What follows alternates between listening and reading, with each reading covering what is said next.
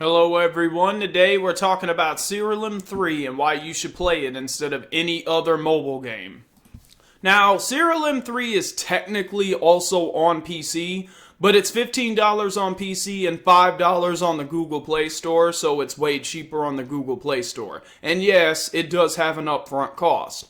But this game has zero microtransactions, it does have online PvP, and everything in the game is obtainable by just grinding. You can get everything in the game through gameplay and no other methods. Yes! The gameplay for these games is very similar to the old school Dragon Warrior monster games that were on the Game Boy. If you know, you know.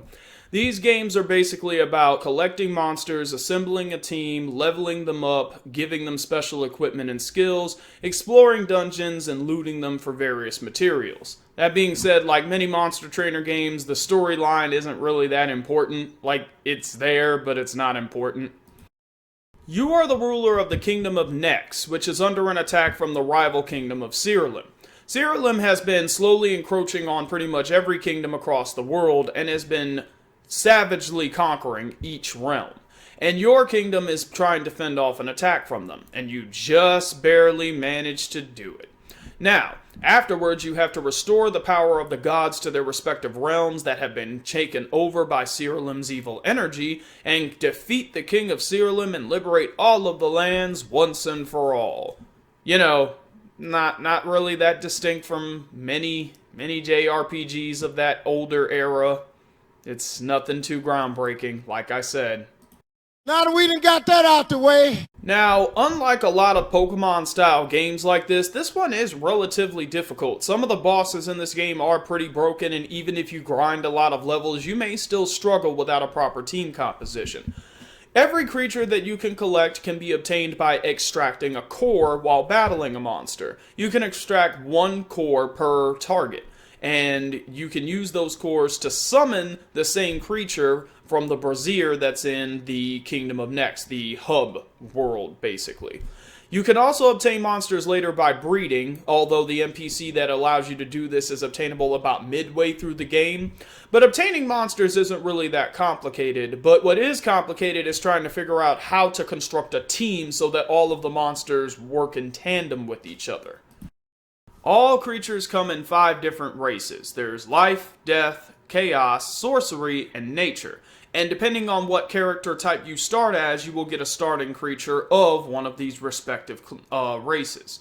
Each one of them can cast different spells depending on their race, and certain races have different affinities and different types of magic. Like, for example, a lot of life-based creatures have healing and protection-based spells, albeit they do have some that deal damage. Death-based creatures, on the other hand, have spells that do damage and inflict status ailments. So, and it varies very greatly between each creature what kind of spells they can access and what those spells do. Each individual species of creature has what's called a trait, which is a passive effect that they have active at all times. Some of these traits are stackable, but some are not. Learning how to combine these traits together is very important for team composition because some of them do complement each other. So it's very important that you look at the traits of your creatures after you get a certain point in the game. In the early stages, you gotta take what you can get. Later on, you're gonna have to be really picky about what traits you focus on and how you construct your team and what your goals are based on your team construction.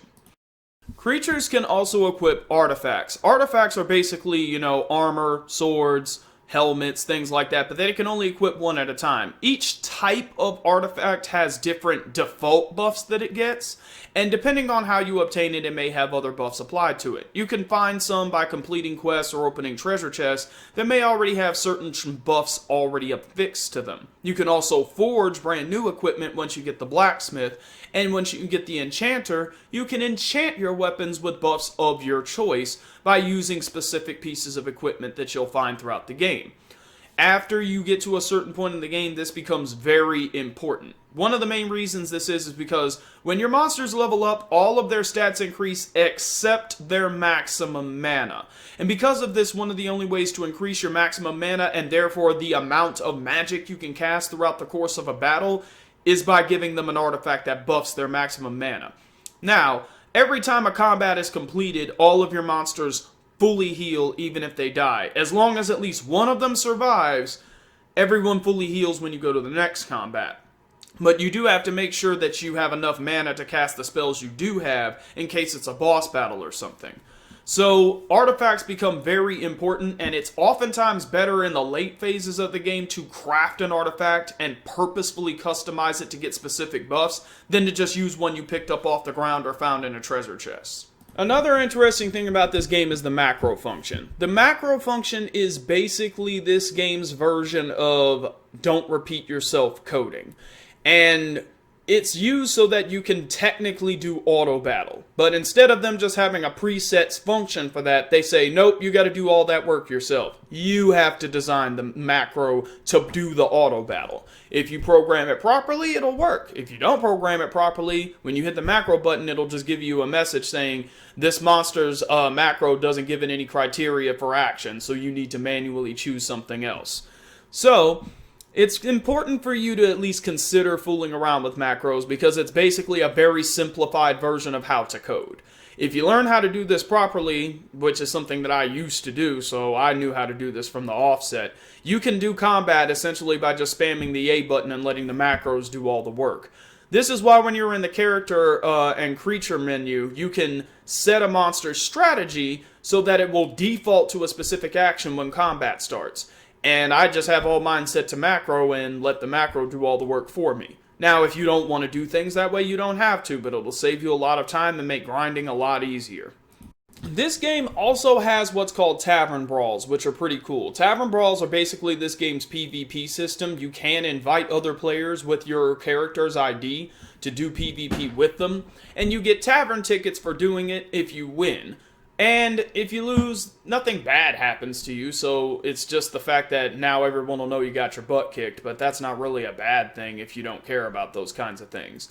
The Tavern Brawl rewards are specifically things you can only get in the tavern, so you can get some pretty interesting team compositions that otherwise wouldn't be possible.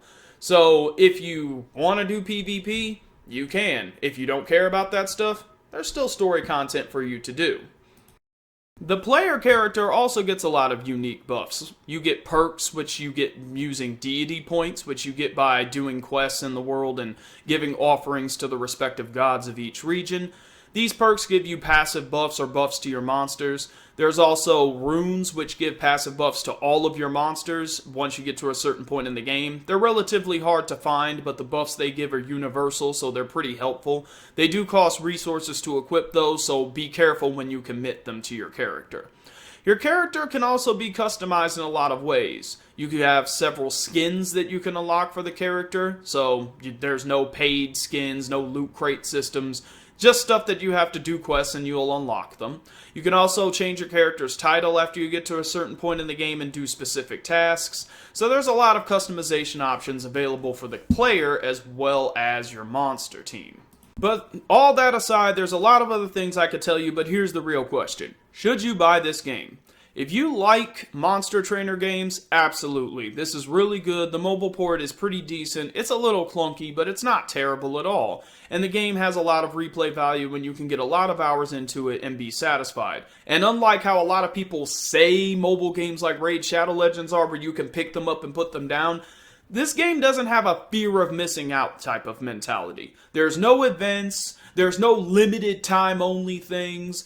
Everything is unlockable through gameplay and exploration. Everything. So there's no onus for you to play the game non-stop. You play it when you want, you don't when you don't. If you happen to like mobile gaming but you don't like games that have microtransactions, ask yourself a serious question. What seems better? Playing a game that always gimps you if you don't spend money, or having a game that costs money up front but doesn't gimp you for not spending additional money?